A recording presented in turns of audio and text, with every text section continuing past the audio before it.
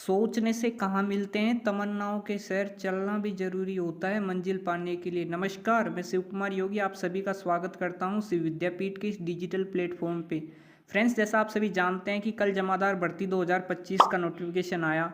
उसी नोटिफिकेशन को लेकर आप सभी के कई डाउट्स थे, कई सवाल थे। तो आज उन्हीं सवालों को लेकर मैं इस वीडियो में आपके सामने हाजिर हुआ हूँ और उन्हीं सभी सवालों का जवाब मैं आज की इस वीडियो में देने वाला हूँ। तो बिना टाइम वेस्ट किए करते हैं इस वीडियो को स्टार्ट। फ्रेंड्स, जैसा आप सभी जानते हैं कि जमादार ग्रेड सेकंड की भर्ती 2025 को राजस्थान कर्मचारी चयन बोर्ड कराने जा रहा है। इस भर्ती को लेकर जो आपका पहला सवाल आया था कि सर जमादार ग्रेड सेकंड भर्ती में कितने पद हैं, तो आपको बता दूं कि इसमें है टोटल 72 पोस्ट है। वैसे हम आशा तो लगभग 1000 के आसपास कर रहे थे, बट उतने पद नहीं आए। तो इसमें जो 72 पद आए उनमें 64 तो नॉन टीएसपी के हैं और 8 टीएसपी क्षेत्र के हैं। आपका दूसरा सवाल था कि जमादार ग्रेड सेकंड की भर्ती में क्या सीईटी जरूरी है, तो बिल्कुल हाँ फ्रेंड्स, जमादार ग्रेड सेकंड की भर्ती में सीईटी अनिवार्य है, क्योंकि बिना आप सीईटी के एप्लीकेशन नंबर डाल ले इस फॉर्म को ओपन भी नहीं कर सकते। और आप इस भर्ती के लिए तभी एलिजिबल होंगे जब आपने 10+2 वाली सीईटी दी होगी तभी।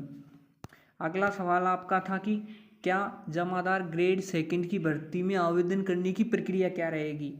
तो इसकी वही सिंपल प्रक्रिया, जैसे ही आप एसएसओ पर जाएंगे तो आपने यदि ओटीआर कर रखा है तो आपका फॉर्म ओपन हो जाएगा।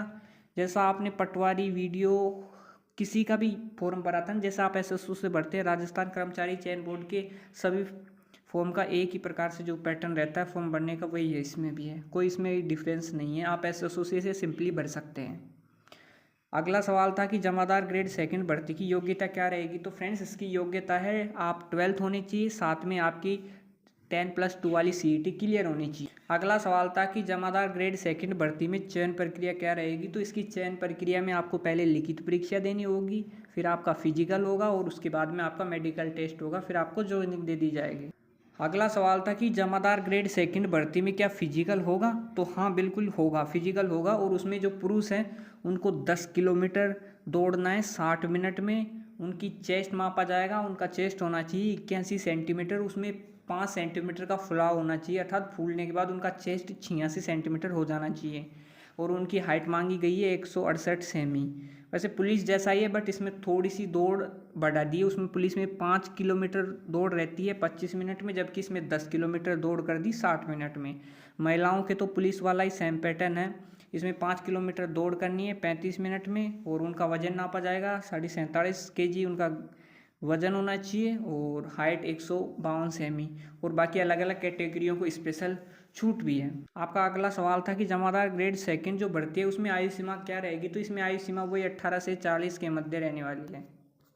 अगला सवाल था कि जमादार ग्रेड सेकंड की भर्ती में आवेदन करने की अंतिम तिथि क्या है। तो फ्रेंड्स, आवेदन आज यानी 17 अक्टूबर से ही इसके आवेदन शुरू हो गए हैं और 15 नवंबर तक इसके आवेदन चलने वाले हैं। अगला आपका सवाल था कि जमादार ग्रेड सेकंड भर्ती का आयोजन कब होगा। तो इस भर्ती का आयोजन जैसा आपने 2025 का जो कर्मचारी चयन बोर्ड का कैलेंडर था उसमें भी 27 दिसंबर ही दे रखा था, तो 27 दिसंबर 2025 को इसका आयोजन होगा।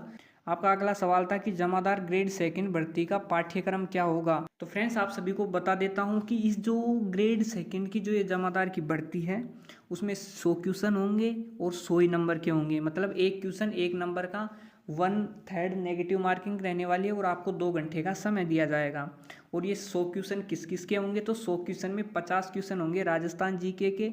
राजस्थान जीके में आपके जो आर्ट कल्चर आ जाती है, आपकी हिस्ट्री आ जाती है, आपकी ज्योग्राफी आ जाती है, आपकी पॉलिटी आ जाती है और आपकी इकोनॉमी आ जाती है। मतलब राजस्थान जीके में जो भी आता है वो सब राजस्थान जीके में आएंगे और उनके 50 क्वेश्चन हैं।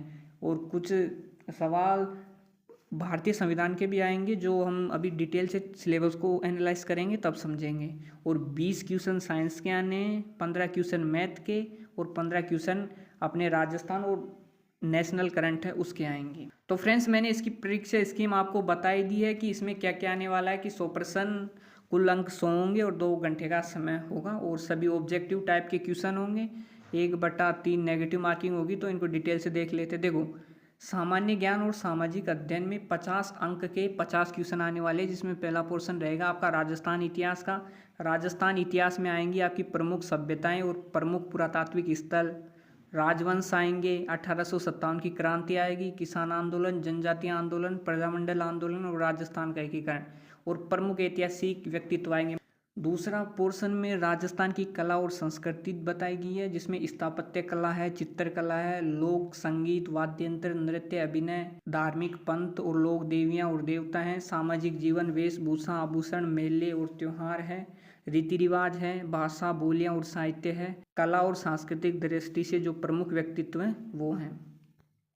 अगले में भारतीय राजनीतिक व्यवस्था विशेषकर राजस्थान के संदर्भ में, स्पेशल राजस्थान की पॉलिटी है। बस आपको भारतीय संविधान की कुछ प्रकृति याद रखनी है, प्रस्तावना याद रखनी है, मौलिक अधिकार और नीति निर्देशक तत्व तथा मौलिक कर्तव्यों को पढ़ लेना है, क्योंकि उनसे 1-2 सवाल जरूर बनेगा।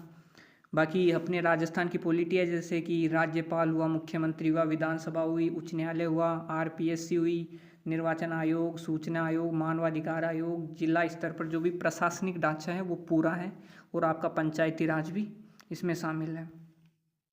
बाकी भूगोल में तो वही स्थिति विस्तार हुआ, भौतिक संरचना हुई, वन संसाधन हुए, वन्य जीव अभ्यारण्य, वन्य जीव संरक्षण, जलवायु, मृदा अपवाह तंत्र, झीलें, प्रमुख फसलें, सिंचाई परियोजनाएं, खनिज संसाधन, ऊर्जा संसाधन, पर्यटन स्थल और स्मारक हैं, जनसंख्या है, आपदा प्रबंधन और जलवायु परिवर्तन है।